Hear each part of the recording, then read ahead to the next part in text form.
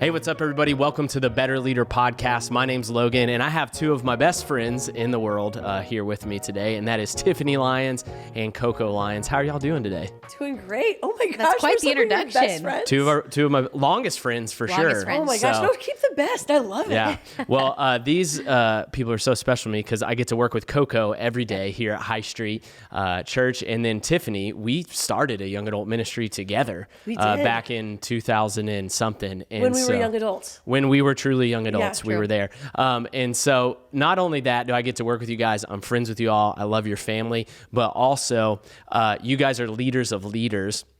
And I get to watch you day in and day out and invest in other people. And so I think that that's what we all want to know is how do we influence other people, right? That's leadership. So Tiff, let's start with you. What is your role at Mariners Church where you work?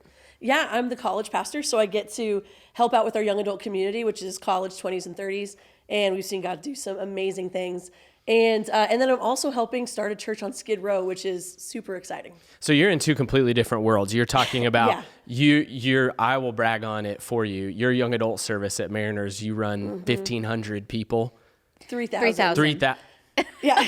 Double that. And then you're on Skid Row on the weekends then. And tell us a little bit about that. Totally. So, I mean, one of the things I love about Mariners is there's so many different opportunities to jump into what God is doing around Southern California. And so we looked at this, it's called Union Rescue Mission, downtown LA, and it provides holistic care for people who need to get off the streets. And they want somebody to help start a church right there in their facility. So we toured it. And when we toured it, I was like, man, I want to be a part of this. And I felt like, man, I don't want to just be excited that our church is doing this. I want to be here and help with this. And specifically because I do college ministry, young adult ministry, I just couldn't help but think young adults want to be a part of something like this.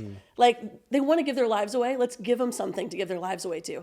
And so I asked our pastor if I could be a part of it and bring young adults with me. And it's been, I mean, for sure, it's so different and so amazing. Well, let me ask you a question though off that, and we'll get to you in a second, Coco. No, it's all good.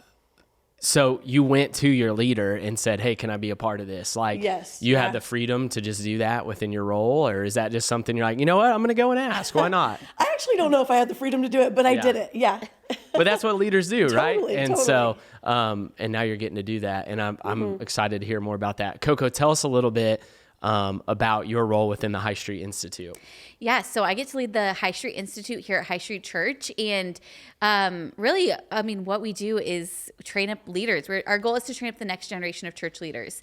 And I feel super passionate about that because, man, we need the church to go on and we need more people to be invested at a really high level and know what it looks like to serve at a high level, to lead at a high level, to be able to teach and preach and do all the things that are associated with the church. And so I'm super passionate about that. And I love your role because it's so rewarding, but also you know that it does take a lot of effort. Yeah. It's one thing to lead yourself well. Right. It's another thing to lead others. And that really is where you get to the nitty gritty of leadership. Sure. What do you think is the most rewarding thing about leading other people?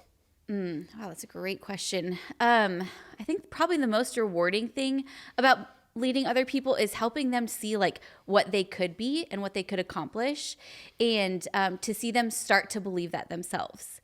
And so we've had interns and residents who are like, oh my word, I don't think I could ever do X, Y, and Z. And they just need someone to be like, no, like you totally can do this. And I want you to try to do it. And so having a space where we are like, hey, you should just try this and have people to believe in them, I think is so huge. And then to watch them feel like, man, I actually have a purpose in life. And a lot of young adulthood is exploring what that purpose is. And so for them to stop in at the High Street Institute is like such a privilege because we're like, hey, we can like help you figure out what has God put you on earth to do and how can we help propel you into that next season. And so I think seeing people like being like, man, I can actually contribute to the kingdom of God, and God has something specific for me to do is so cool. And I get to see the behind the scenes and how much you fight for and care for these people. And it's beyond just like, hey, we want to like build this thing. You really want to build these people. And I think that's why it's been successful and what's so impressive. Tiffany, you helped actually start this, not to go down memory lane too far for our story here at High Street with the residency program, internship program and whatnot, but you helped start that internship program back in the day.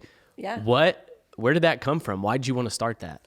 Yeah, I think it's twofold. The first thing was the vision that God had given me for what was in my hand, which at the time was kids ministry, hospitality, things like that.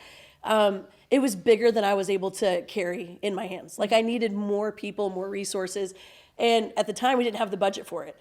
And so I just knew that I wasn't motivated by the paycheck. And I just imagined that there were people that were also wanting to be part of something that mattered and that was bigger than themselves. And if you gave them a vision big enough and compelling enough, they would do it. Like money is not the biggest motivator. And so that was the first thing, is to be able to allow the vision to go forward, you need more people to help you do that. Yeah. And then the second thing is, whenever I was invited into these spaces, like as, an intern or serving at High Street for the first time, it was those opportunities that helped me, help connect me to my purpose and how God had wired me. And that fulfillment that happens with that is so huge. So I think it's for the person that we're inviting in, but also to help keep the vision going. So for the vision and for the person, I just look at, as I talk to business leaders and people in not even the church world, I think that they could borrow a lot from what the church is doing. Totally. In terms of the first thing I would do if I owned a business was I would start an internship program. For sure. Because people are hungry for more than a paycheck. We couldn't even pay these people, but they and how much our organization, Coco, and we see it every day. Yeah. These people, we wouldn't be able to do what we do without all of their giftings and their abilities. And they're blessed by it. We're blessed by it. And ultimately, I think our community in the world is blessed by that. Oh, yeah. I do want to ask you all personally, all right? So you guys are leaders of leaders, but you have to have a confidence to do that. You guys are both very confident and competent individuals. Where does that come from? You want to go?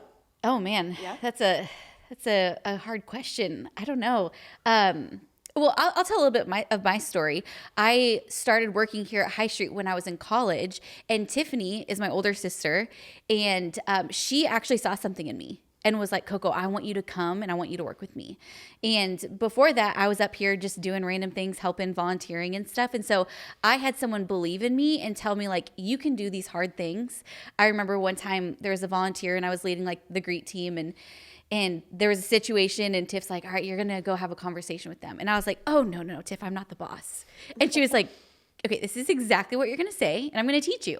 And I remember being terrified to have that conversation, but I'm so thankful because now I find myself being like, no, like I'm doing that same thing to people that I'm working with. And I'm like, you can do it. You just need the tools to do it. And so I think having people that have invested in me as a leader and shown me that, like, you can do it and you can actually really make a difference has been huge. So thank you for your investment in me. This is a sweet family moment we got going right here. It is. So I think that was huge for me, but then also just like, I mean, I just really do believe that God has like ordained like, hey, like given me a clear calling on what he wants me to do, which is raising up the next generation of church leaders and having a role in that. And so I feel like I have to do that, like I feel really strongly about that. But you better be careful being around Coco too, because she will give you a job in a good way of like, you'll be like, no, I can't MC. And you're like, no, you can speak in front of people. You're great, so. So good. Tiffany, kind of elaborate on that. Where did that confidence come from for you? Like, when did you know you were a leader? Why'd you start? Yeah, I think it's people seeing it in you, so at the beginning, my mom and dad saw it, and so my mom talks about this. I don't remember this, but when I was little, I helped run Coco's birthday parties. This goes back again. That's what's and up. so I'm like, there's a bunch of 5-year-olds at a birthday party. Let's play some games. Let's do some things, and so even so just like what you see in little kids, and it's so great because now I have like a 5-year-old niece and more. And like, as I see them grow and their giftings, I'm like, oh, she's a leader. Like, that's amazing. And so I think just my whole life, my parents have called that out of me, which has been really, so because they were so certain of it and said it my whole life, I believed it. And so I think that there's something really powerful about someone calling it out, but then also I just believed it. I just believed like, oh, okay, this is how God's wired me. And so that was so huge. And so I think being confident in who I am, the family that I come from, more importantly, my relationship with Jesus, that I'm his daughter, that gives me so much confidence. The other thing that gives me a lot of confidence is that one of my favorite things about life is that God has given me a purpose. It's one of my favorite things. Like, I get so excited that I get to be a part of different things. And so because I love it for me, I love it for you. Like I love it for the people that get to be a part of it. And so when I call them into doing things or like invite them into like leading, I'm so confident because I know the joy that's on the other side of that. Yeah. We have a lot of people listening who either are parents, want to be parents. Coco, what did your parents do that just instilled that confidence in you? Oh man. I feel like just like the environment that we were in, my parents very much were, like the reality of like there's power in words is so true because my parents were very intentional about, telling us that, hey, like you're doing a good job. Like, hey, you know, like this is, you know, this is a good thing or whatever. And so I think like I never doubted that my parents believed in me and my parents loved me. And so I think honestly coming from a place of like, I was so loved and cared for, I think is huge. So I think of like all the parents out there that like, if there's an opportunity to encourage your kid, do it. Like if there's an opportunity to encourage your kid to go for that, job that whatever it may be, sports team, I don't know, but like with the confidence from your parents of like, no, I believe you can do this. I think that really matters a ton. And so I'm thankful for a family and my parents specifically who really just were like, hey, like you can do it and we're going to be there for you and we're going to encourage you in it. And I think too, it's, you know, from my coaching background and teaching and things, there's a lot of people who they've never had any parental figure, Right. any leader speak life into them. Yeah. You know, so I think it highlights the importance of like your words matter to other people. But also this, I would say, if you're in a situation where no one is speaking life to you, you got to change and get in some community That's good. that is Yeah, speaking life that's to true. you because maybe you didn't have the best family dynamic or upbringing growing up. You got to get around some people that are going to speak life into you and tell you good things, tell you hard things as well. And I think that that's really important, and especially in our culture right now. That's the beauty of the church. Yeah. Like that's the best place because some people might be like, well, where do I go? You go to church, but you don't just go to church. You're in a life group. You give people permission to speak on like the good things, like what they see in you and help you on the spaces that you're like, man, I didn't see that blind spot, you know, and then even serving. And so I had a young adult come up to me just a few weeks ago and she's like, hey, do you have like a discipleship program? I want to be mentored. And I said, absolutely. It's called Rooted. It's our 10-week small group experience. She goes, oh, I don't want a group experience. I just want someone to mentor me. Like, you know, they could call around about different things. Yeah. And I was like, I think you're missing the point. It's like this relational, you know, you have to do life with people. And by the end of it, she signed up to do Rooted. But what I realized is, even as I said, do you serve anywhere? Like I just asked all these questions. She's like, I serve, but I don't talk to anybody. I'm like, you don't talk to the leader who like is serving in your room that's like guiding you and caring for you? No, I'm too scared. I'm like, well, no one's ever going to invest in you and mentor you if you keep running away. You need to go talk to them. Yeah. And so that's one of the things that I think is huge. Some people think it's just not available, but they're just not taking the steps. Yeah, I think you have to be an initiator. Like if you're looking totally. for community, you need that. One of the things that I watch not only you two do, but everyone in your family do is you walk into a room and you say, how can I serve other people? But you're also looking like, man, how can I build these other people up? There's a power, you guys have, you know, talked to me about this, taught me about this. I've watched it, that people who want to have a lot of friends have a lot of friends. Yeah. I mean, speak to that, Coco. How's that impacted you in just your life as you walk into a space and you're not looking at like, man, is there anything here for me, but what can I do for all of these other people? Yeah. I think it really shows you that like there's so much possibility and you never know. Like I always am like, my prayer every time I come to church is I'm like, God, who am I supposed to talk to and who am I supposed to encourage today? And that stems back. I've learned that from my parents. And I think really with that, it's just a shift in your mindset of like, all right, that's what's up. I'm here. Like, who's going to come talk to me? Like, and you will be disappointed in that whenever they don't come talk to you or whenever you're like, oh man, this is not what I thought the situation was going to be. But instead it's like, okay, I can come into this situation and I can actually have a purpose in this situation. And the Bible talks about showing yourself friendly. So it's like, if you want to have friends, you got to be friendly to other people. And so I'm really passionate about hospitality and like making sure people feel welcomed and wanted. And like, that's our job. Like we should do that. I think that's super important. And And when you do that, then it's like you can have a room full of all your friends. Like, you can just meet a lot of people that way and look to meet actual needs too, I think. So I think it's super important. So Tiff, you're out on Skid Row. You're pouring yourself out on this Thursday night service with young adults and whatnot. When your seasons, do you ever have a season where your battery's a little low? And if you do, what do you do? Because I think every leader, no matter what area you're in, you face that. Like, what do you do to combat that? I mean, I think that's such a real thing. And especially in leadership, like there can be times where, I've experienced it even kind of recently where I've been like, I don't have a lot of left in the tank. And sometimes when you're pouring out a lot and there's a lot of like things you have to deal with because the leader it's just a lot sometimes. It can be like, man, another hit after hit after hit. After a while, you can be like, whoa, this is really exhausting. And I'm tired and I have to show up for all these events still and pour into people and believe in people. And that can feel super overwhelming. And I have to be super honest about it with God.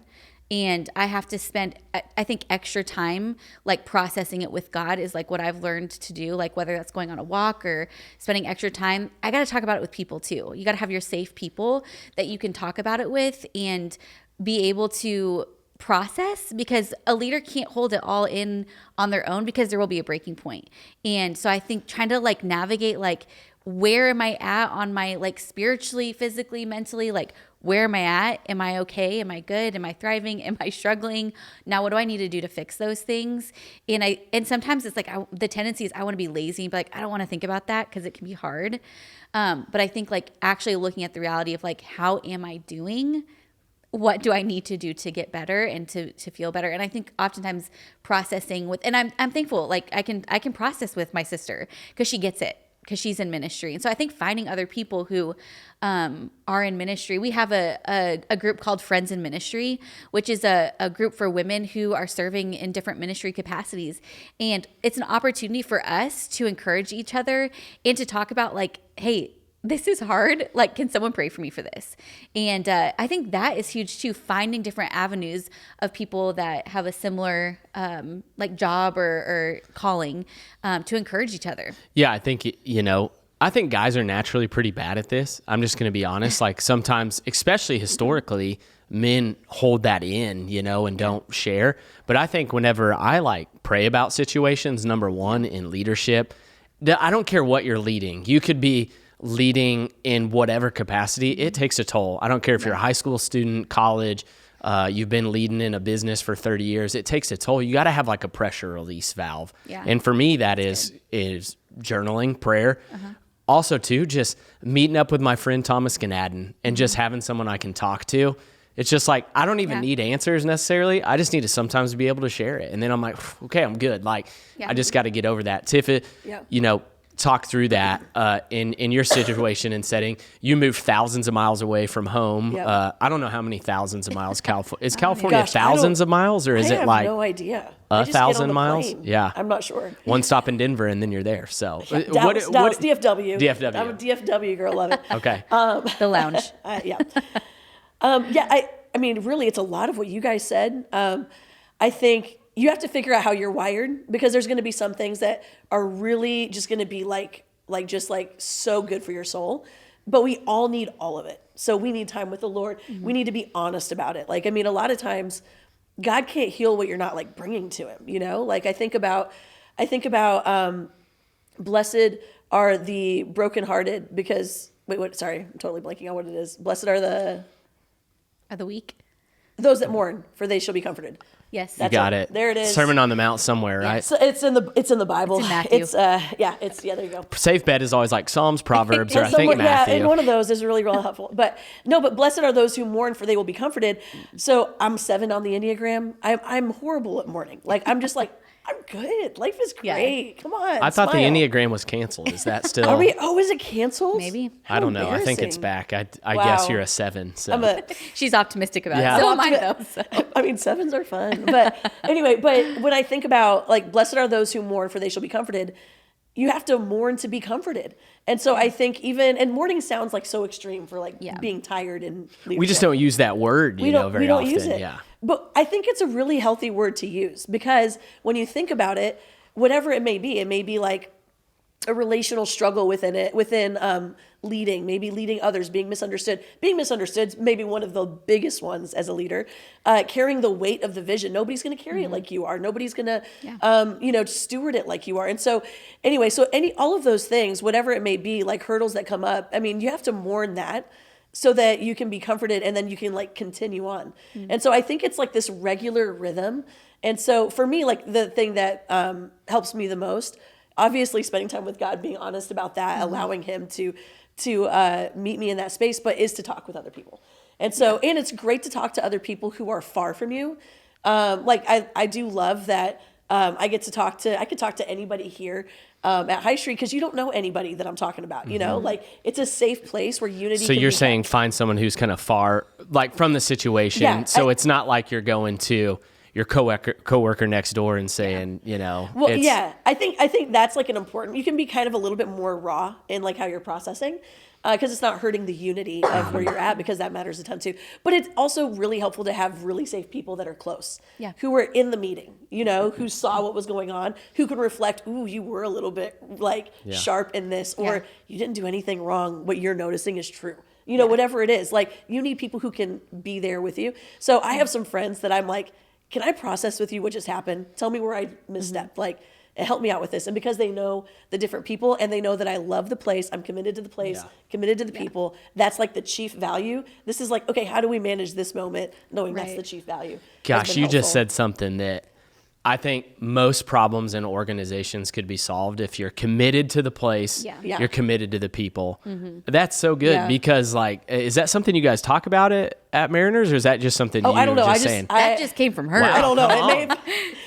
Clip it. We're going to clip that one. But I love that because like I can be frustrated. If you're a leader, you're going to be frustrated at times with people, with yourself, with others. But like at the end of the day, if you're committed to where you're at and you're committed to the people, it's going to be okay, Totally. And you gotta, I love that you said that your dad is a mentor to me, and not only that, my boss too, but I've been in meetings with him before where, and Coco, same with you, where it's like, they'll kind of look at me afterwards and like, you got a little hot, but it's okay. And they know you well enough that they can tell you those things. And so I don't know, Coco, speak to that. I mean, I feel like we've had times where we've been like, all right, we can reflect to each other because we like believe the best about each other, and you need people like that. Like you have to have people that you're like, hey, no matter what, we're committed to the friendship, and so because of that, I'm going to tell you this, and I need your help to reflect this to me too.